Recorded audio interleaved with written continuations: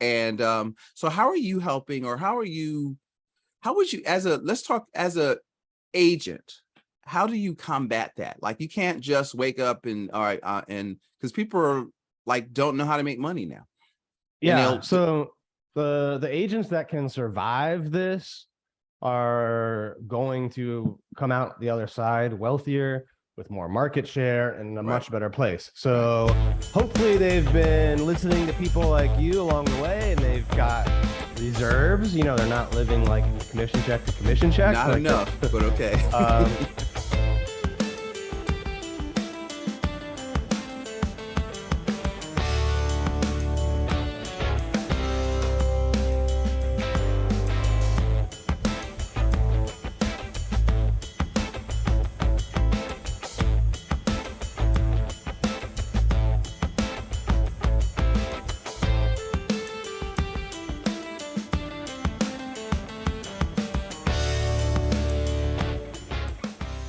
All right, hey guys, welcome to another episode of the Practical Wealth Show. So I have Mr. Daniel Lesniak, and so we're going to talk about real estate. So Daniel's thank you, because he had me on his show. And what we're going to talk about today is so he's got author of a couple of books, right? So let me give you a little bit of his background. So he began in his real estate career in 2012. Having successful careers in as both a naval officer and a defense contractor. He sold over $22 million in his first year, and then formed the real estate team that merged with Keri Shull team. And he was in Keller Williams. I'm going to fast forward. I'll let you break some of this down. As of late, he's in EXP Realty. And so what happens is he is building a business. He's training agents. Okay, so your real estate agents, listen up. He works with investors, and so we're going to talk about what he sees in the markets with agents, with the home buyer and the investment market. And so today is about real estate. Dan, welcome to the Practical Wealth Show. Thank you for having me on. I'm excited to be on here and hopefully give some good advice out to agents, to investors, because a lot is going on in the market. I've been in the market for 2 decades as an investor, over a decade as an agent. Right. And, you know, like you said, I had a pretty fast start, sold 22 million my first year. I've built a team with my wife that is one of the top in the nation. In 21, we sold almost 1,100 homes. And like you said, we work with investors, we do syndications and train real estate agents, and I've been Century 21, Keller Williams, Independent. Now I'm building a huge group at EXP Realty, and there certainly is a lot going on in the market. Mm-hmm. Not all agents recognize it yet. Not all sellers recognize it yet. But basically, in a 6-month period, you had interest rates go from 3% on the 30-year fix to, in some cases now, they're over 7%. And we've never, it's been half a century since we've seen, rates rise at this pace. Like that fast. I mean, that's so people are still living in Neverland from even 60 days ago. The market's changed. And so let's talk about that for a second, because I think, so first let's address the so from our real estate agent friends, let's address that, right? Because I've seen this, and I'm thinking of a couple of people I know that are like, we're killing it, right? And but they're, and that's not normal times. You're gonna put a house on the market, and then like 20 minutes later, you're getting, an offer $10,000-$15,000 over asking. But I think if you've come into the world that way, you haven't exercised your business marketing muscles, and I think that world is about to change. Speak to that for a little bit. I think that's and then I want to talk about investors and even home buyers. So let's help these people out. Yeah, if you got into the industry 2 or 3 years ago, and this is the only market you've ever known, right? This market that it was really fueled by COVID, if you think about it. They shut the government down, their government shut everything down, and then they printed money. Like I think what, like $6 trillion or something. And like, Right. that's a lot of money. So, and they kept rates artificially low. So you could get free money, you could borrow money like really, really cheap. And Right. real estate agents for the most part were somewhat of order takers, or a lot of them were. Now, the Right. really good ones had to get creative to help find deals off market, help their clients win bids. But for the most part, everyone was writing offers on homes. That's gone away. The cost of that $500,000 home at 3% mortgage now is like the same as what it would have costed, like 800,000 or 900,000, right? With what rates have done. So Right. it takes and sellers haven't recognized it yet. We have not seen prices come down that much, a little bit in some markets, and there are signs that will continue, but sellers haven't thrown in the towel yet. They haven't capitulated. So what it's done for agents is you just have the situation where there's not, prices aren't falling to the point that they need to get buyers to write offers at, nearly the pace that they were a year ago. So there's less transactions for real estate agents. So Right. the real estate And see, agents so are struggling. and so the thing is, because you can't buy the house you used to buy because the cost of money is more expensive, right? And so that's why, Dan, we always say, look, economics is major. Like you've got to understand what's going on in the world outside of your little piece of the world, right? Because everything affects everything else. And I think a lot of people don't they don't get that. Like, so they don't see that. Once I start really getting into economics, Austrian economics really, and you can see the storm clouds forming once you really understand. Once to cut the TV off and just pay attention, right? Because everybody has agendas they're trying to push to, inflation. What's it called? What do they call it? What did Powell say? It's transitory. Transitory. What the hell does that mean, right? And so okay, Yeah. or the Inflation Reduction Act, right? So I was telling people on one of my private calls, like, look, whatever they name it, just understand it's going to do the opposite, right? And especially you're talking about the people that are really causing the inflation, because a lot of people don't get inflation. Because when you go, let's go back to COVID, right? You see, because when you print money, because inflate means to expand, right? And so if you pump more money in, you're expanding the money supply. Well, that money's got to go somewhere. So it was all this liquidity sloshing around. And so what it does is, if you've got a lot of money chasing the same goods, that drives the price up, right? And so that drove the stock market up. That drove what's the other thing? Cryptos up. That draws real estate up. See, money's got to go somewhere, and so you got to understand what's driving that. And then so when they let some of the air out the bubble, like everybody's like wants these high prices, but now all of a sudden the money's not there to pay these things, which is affecting the sellers, which is affecting the agents. And so how are you helping, or how would you, let's talk as a agent, how do you combat that? Like, you can't just wake up and all right, and because people are like don't know how to make money now. Yeah. So the agents that can survive this are going to come out the other side wealthier, with more market share, and in a much better place. So hopefully they've been listening to people like you along the way, and they've got reserves. They're not living like commission check to commission check. Not like enough, but okay. If right. So I think the first thing is to recognize there's less transactions.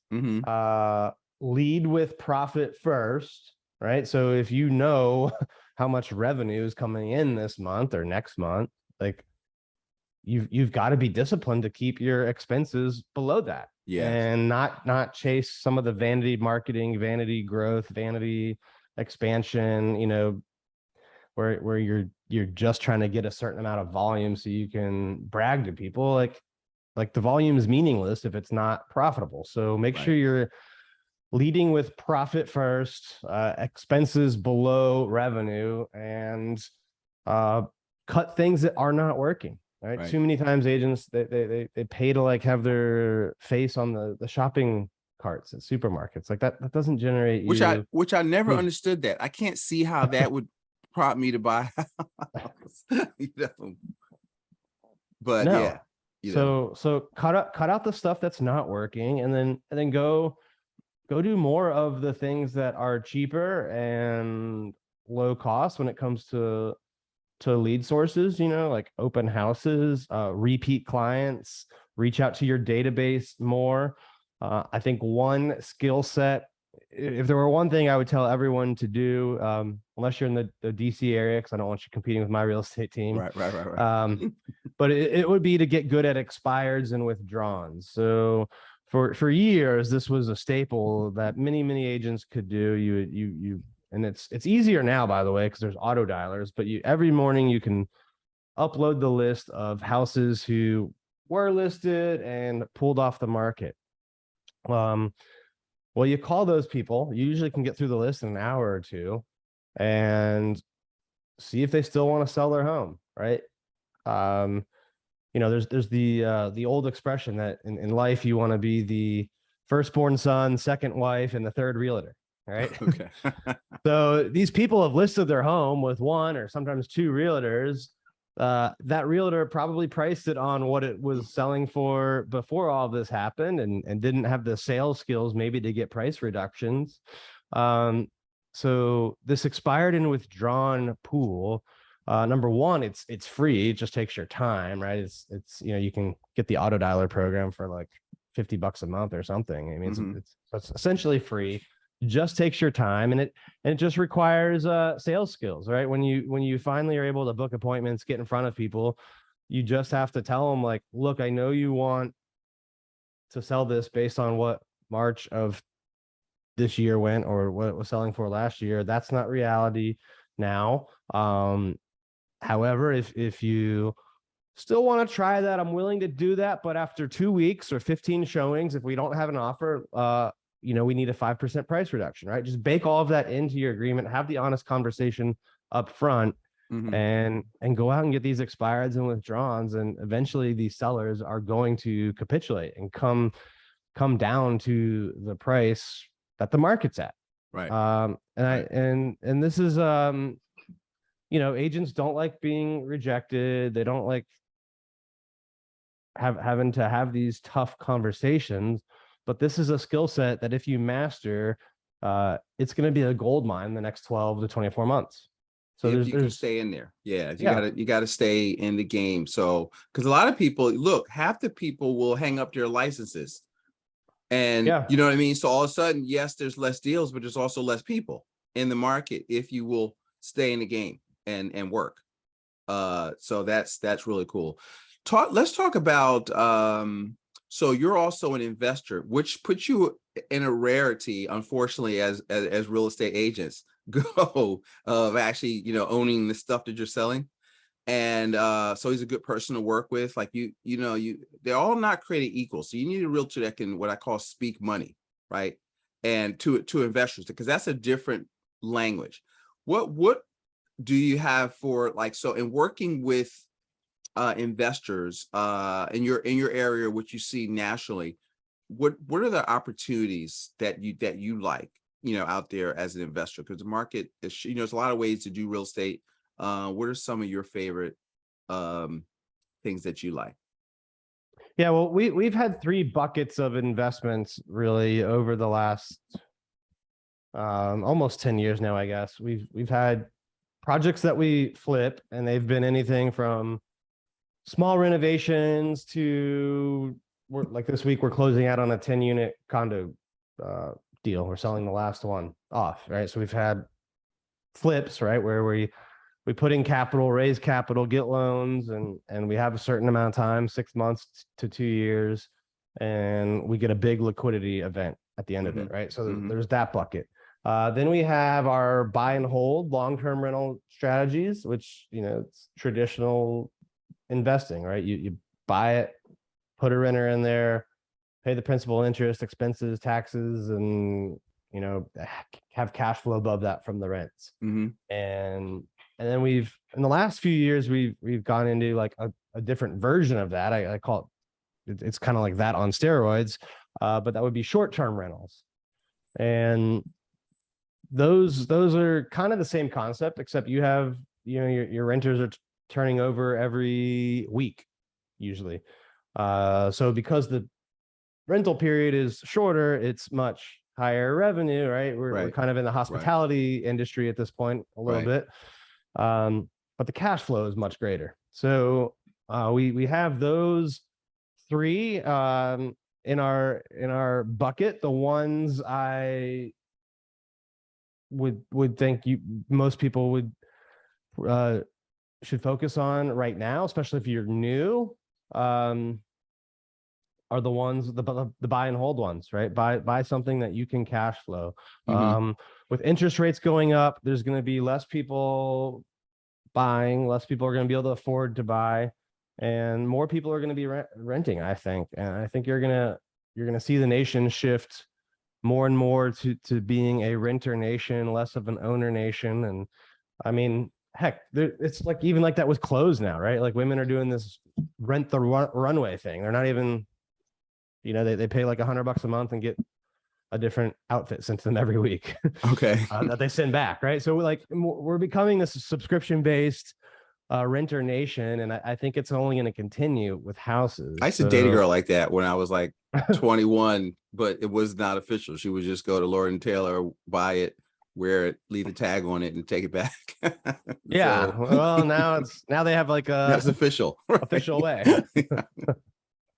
I'm sorry, so I don't know why that's very random. That just that's funny. But I think the buy and hold and as long as you have good cash flow on it, right? And don't make bad objection or assumptions going into it. And the flips are still good. We're still doing them, but especially if you're new, it is challenging in this market because of the supply chains, the labor issues in the construction industry. So if you don't have a lot of experience in that, I would really recommend going that buy and hold way, unless you partner with someone that knows what they're doing. Partner with someone, yes. So here's a question, because one of the things is, so I like that you said that. One of the things that I try to get people to think a little bit differently. When we say kind of wealth outside of Wall Street, so we teach people to be the bank, but then I want you to put the money somewhere, right? And so we emphasize, Dan, cash flow, right? Because you can't eat equity. So you live on cash flow. I don't believe in retirement, but you retire on cash flow. So I like the buy and holds. And sometimes it's hard so a lot of times I'll show them. I was doing a call the other day and somebody was 50 and I was like, all right, you're making 80 grand a year. How much money would you need in the stock market, with the 4% withdrawal rule that you would need to accumulate? It was something like, so if you had $1 million at 4%, that's 40,000, right? And like $2 million, give or take, right? So that's hard to do that in equities. But if you wanted, 50 or $80,000 in real estate, if you get with a good person that can help you, you can learn about it. You could buy. It's unrealistic to buy maybe 2-3 units a year for the next 5 years, so 10 years. To me, that's a better plan. Yeah, that is, you're going to get more cash on cash return than the stocks will typically give you. Plus you have the tax savings, the depreciation. And then as the value of that asset goes up, you can pull equity out, and you can do that without selling the asset. So it's not a taxable event. And then you can go plow it into more of them. And then if in your example, $1 million to get 40K a year of cash flow, you could do that with one Airbnb. That takes you like 100 grand to get into. So right, exactly. So with leverage, right? And so I think that, it's funny because Dan, I would throw this idea out to realtors I know, but a lot of times they're so transactional. I'll say, listen, could you help my clients build a, what I call a tangible asset portfolio, right? And so whereas, you know, let's help them sit down. What are your goals? All right, well, you need, you know, if you can average X of rent, you need this many units over the next 5 years to do that. And I find a lot of times realtors are so transactional, they just can't think long term like that. Because if I said, y'all are late, y'all lucky I don't feel like taking another test, because if I were to get my real estate license, and I would destroy a lot of y'all, because I think differently about how, you know, what we're doing. And so be thankful. No, you probably would. Like it's I have no it's doubt, but yeah. I don't feel like, you know, I'm gonna stay in my lane. I like teaching money, but I like partnering. So I like collaboration, you know, and because there's, but that thought process, like I think that you could do that with, only thing is you have to learn something, right? And most people don't want to. A lot of people, I won't say most, I won't generalize, don't want to learn something new, right? And learn a skill, learning how because you got to learn how to find them, you got to learn how to manage them, you got to learn how to negotiate, you got to learn how to, you know, it's a lot of moving parts. It's all about, but it's all learnable. Like there's all kinds of coaches out there to help you if you're willing to. And I'd have you spend money on that before I'd have you, you know, just go put money into a SEP or something like that. You know what I mean? I would, or an IRA. I think it's more your best investments is in between your 2 ears. And so Dan, tell them about, so let's talk about your books real quick. So I'm looking on your author page. So he's got hyper local, hyper fast real estate agents. So, and you've got home buyer secrets. Okay. So that's geared, let's talk about the second one first, home buyer secrets. That's geared towards, people that are selling their home. It's really geared towards the buyers, Buyers. but Okay. I think as a seller, you could benefit from knowing the psychology of what a savvy buyer would do. But yeah, it's you know, my wife and I and our team as a team have sold thousands of homes, and the DC market has always been kind of this limited inventory, hard market to buy in, even during the last recession, just because of, you know, this is going back 12, 13 years ago, because of the federal government's presence there. So Right. we've been in this, we've operated at a high level in an environment where it was hard for buyers. So we kind of took all of the lessons we've learned over that time and boiled things down into like a few different frameworks. So we have the 12 decisions, the 12 things that you should think about as a buyer before writing the contract. You know, we've got a couple other frameworks in there, but it's just things to think about as a buyer, like when you're picking which area you want to buy in, when you're picking your agent, and then how to actually use the contract to get the best deal on the house. Because it's a lot of people just think it's just you offer a price, but there's a lot more than that. There's terms, there's conditions, there's all these other things that go into it. And if you can use those to make your offer stand out differently, you can, you know, we've had many cases, too many to recall, where our buyers won in a competitive situation without being the highest, you know, price because of terms. And we're probably moving away from those bidding war things, but the same principles are going to be true. Like, you'll get a bigger discount if you know how to make your offer stand out based on terms, based on conditions. And a lot of it is like simple little things. You're not really giving up much or taking on like additional risk. It's just using the contract strategically. Wow, that's great. I think that, so guys, I want you, so the book, I'm gonna put it in the show notes, is I want to make sure this content's out here, Home Buyer Secrets, because this is the biggest purchase your biggest purchase that you're going to make. One of the biggest, you know, it's a major capital purchase, I call it. And so how you do that is really important. And so you want to get the biggest bang for your buck. And so what's the other one for? Let's let's sell you some books today, right? What's the Yeah. other one for? So the other one, hyper local, hyper fast. That sounds really cool. yeah. So that is really the story of my first year in real estate. So I thought it would be like a part-time gig, got my license. 3 months later, I had more in my 90-day pipeline, more commission in that 90-day pipeline than my job was going to pay me for the year. So the short story is I quit my job, did real estate full time, and I sold over 22 million in year one. And it really was because I had a narrow focus. I started off just trying to be the agent for 200 condos in the building I lived in. And then I kind of spread out from there.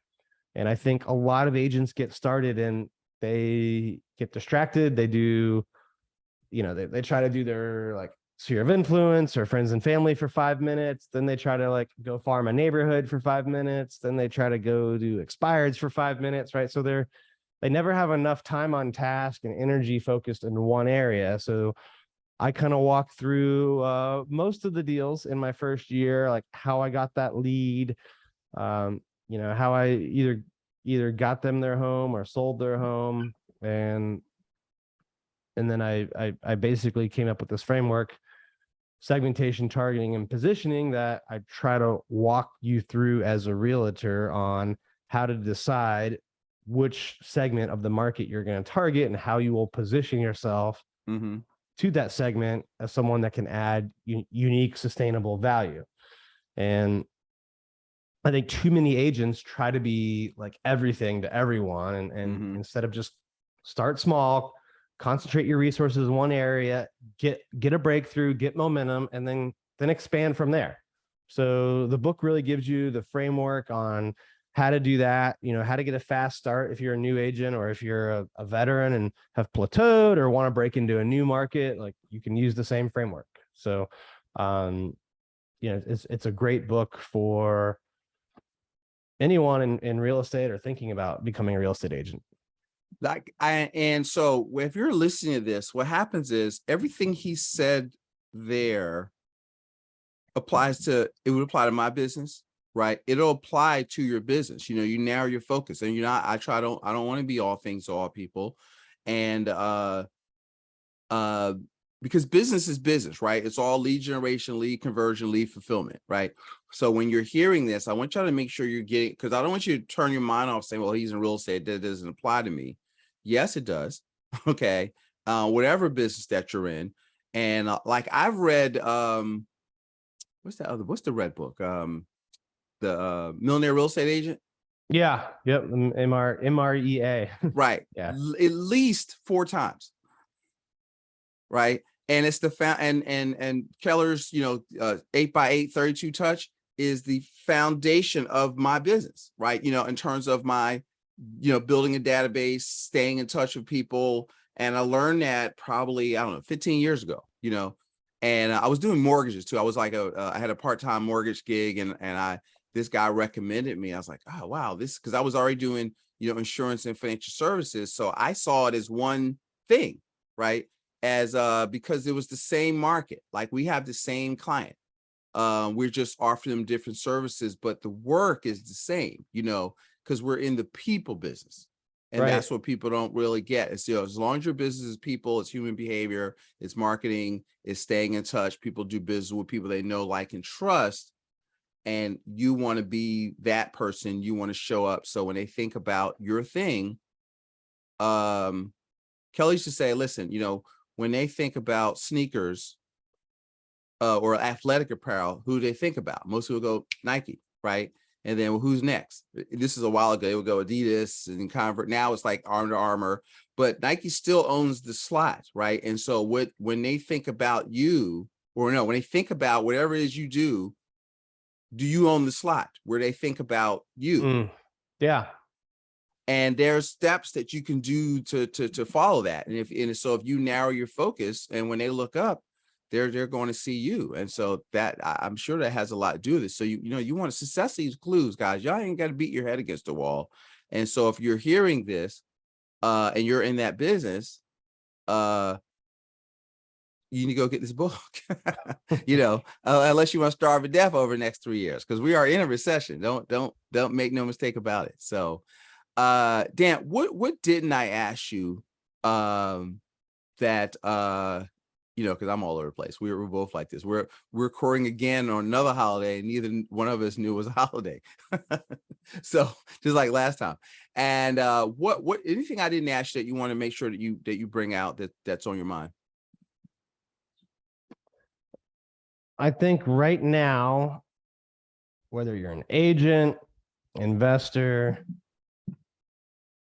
if you really want to not just survive but thrive in the next 6 months, 12 months, 24 months, however long it is, I think you really need to decide that you're not going to have any sacred cows, right? Like, get rid of any ego you have.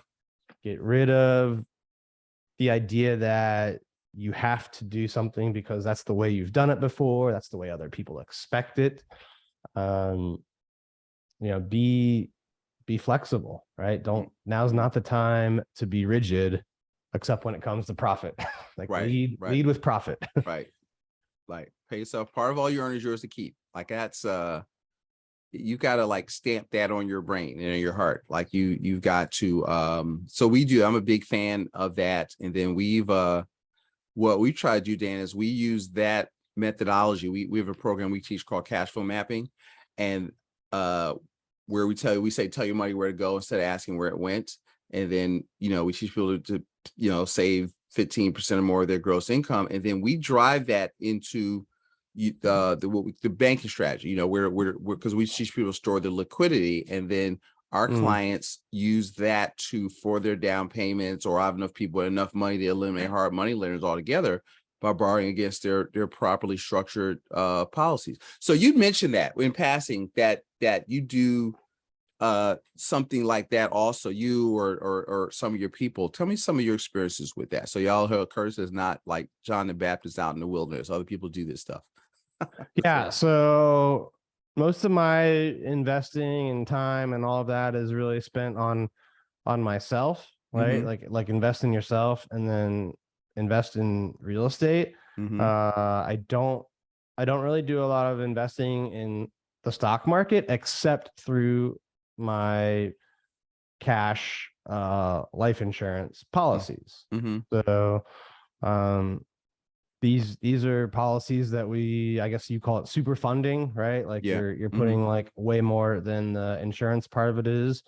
And in return for that, we have these policies that have a lot of cash value, and the policies go out and invest in the stock market for us. We never have to think about doing that, but they do it in a way that eliminates the downside.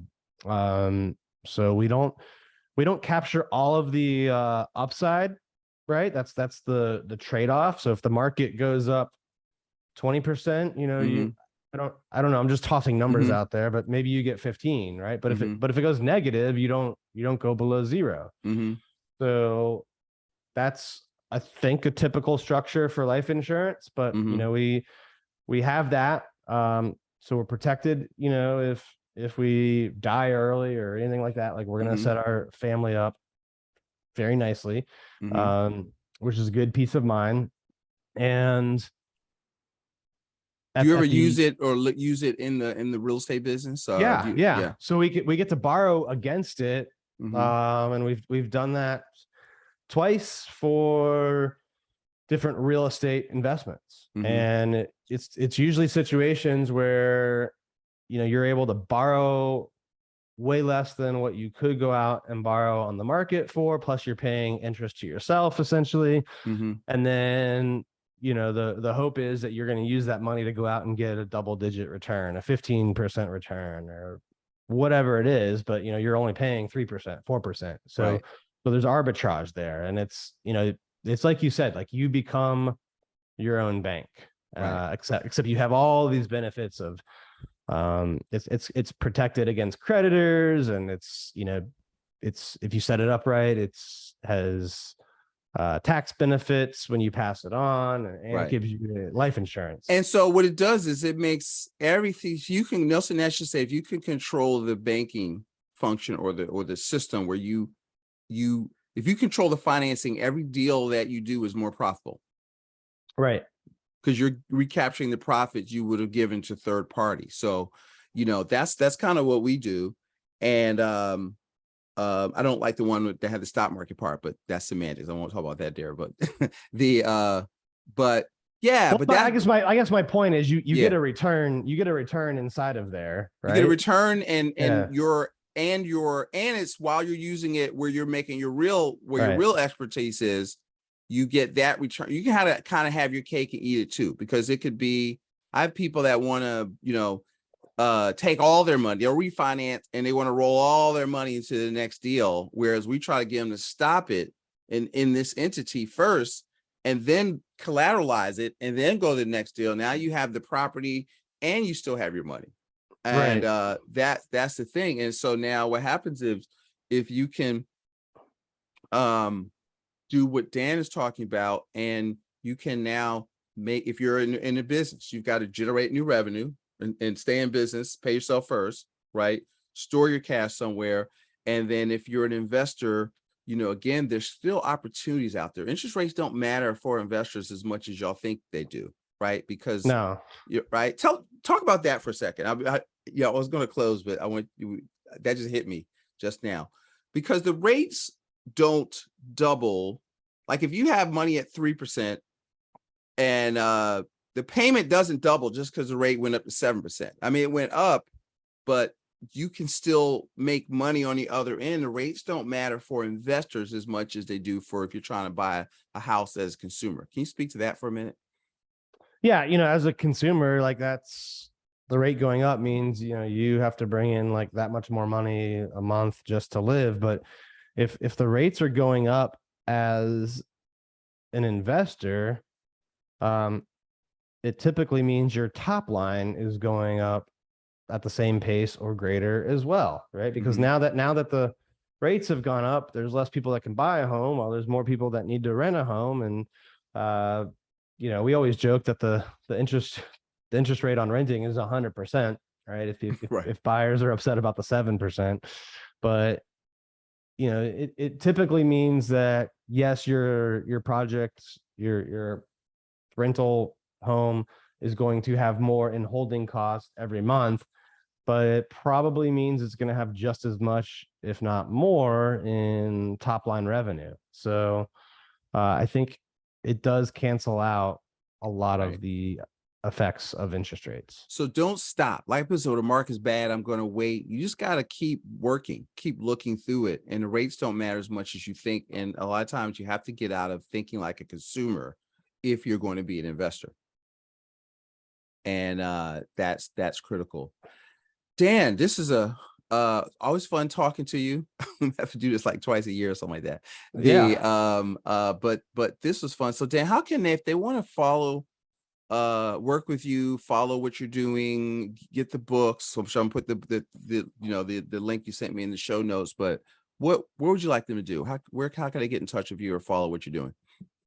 Yeah, you can get the books on Amazon. Just Google my name on there. You'll find them that way. I've got the Hyper Fast Agent podcast, which I just did an episode with you that came out a couple weeks ago. So you can listen to the podcast there or watch it on YouTube. I'm on all the social media platforms.